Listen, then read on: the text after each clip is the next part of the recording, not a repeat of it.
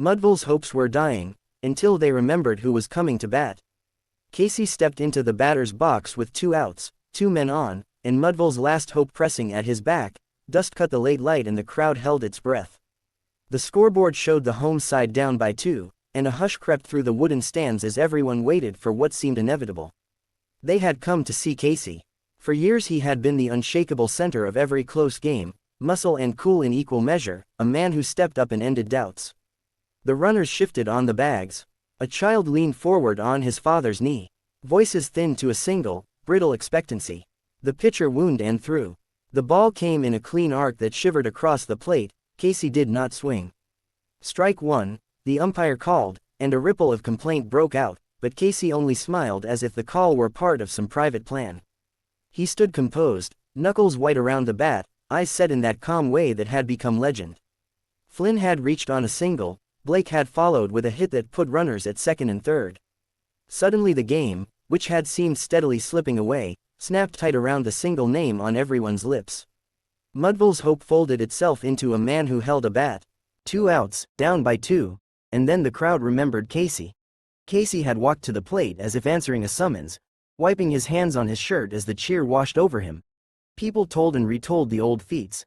How he had cleared fences, how he had taken improbable swings and made them look inevitable.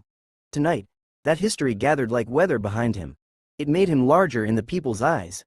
The second pitch came and, like the first, it passed harmlessly by. Strike 2.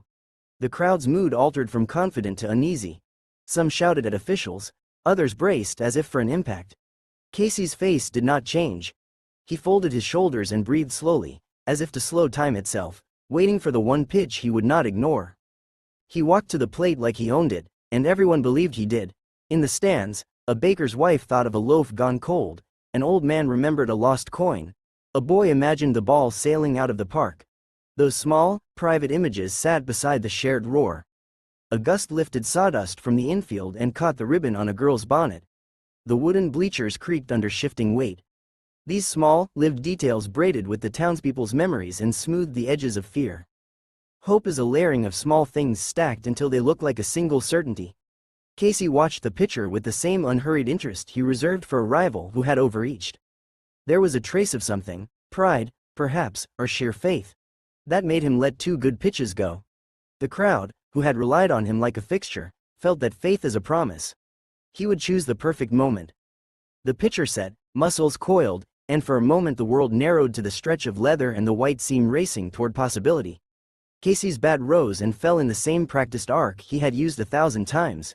He swung with every ounce the town had ever credited to him. Strike 2. Still he smiled. He would hit when he chose to hit. The bat cut through air where a ball should have been. The catcher's mitt received the pitch with a soft, sealed sound. Silence arrived like a new season. Strike 3. The call landed in the field and took the breath with it. For a long, impossible second no one moved. Then the crowd's noise broke, not into applause but into the sound of disbelief unraveling. Sighs, a sharp sob, half a laugh that was more a sound of shock. Casey stood with his arms empty. The swing had been perfect in its violence and grace. It had simply meant nothing. The town's great belief collapsed into a single line of air and wood. Children who had practiced cheers felt them die halfway through. The band played on somewhere out of sight while faces in the stands went slack. The bat touched nothing but air, and Mudville's joy died with it. When the game ended, people drifted away weighted by the same small, stubborn truth. A single moment could overturn what everyone assumed would be. They spoke in low voices of pride turned brittle, of confidence that had been mistaken for inevitability.